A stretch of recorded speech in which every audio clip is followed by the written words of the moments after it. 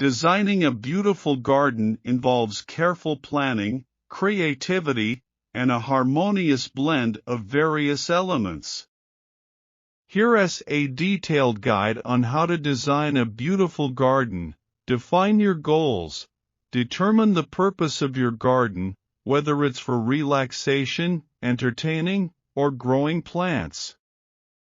Site analysis. Assess your garden's location, considering factors like sunlight, soil quality, drainage, and climate.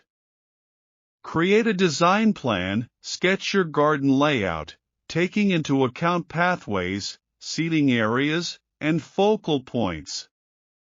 Choose a style. Decide on a garden style that reflects your preferences, such as formal, informal, cottage, Japanese, or modern. Select plants. Choose a variety of plants, including trees, shrubs, perennials, and annuals.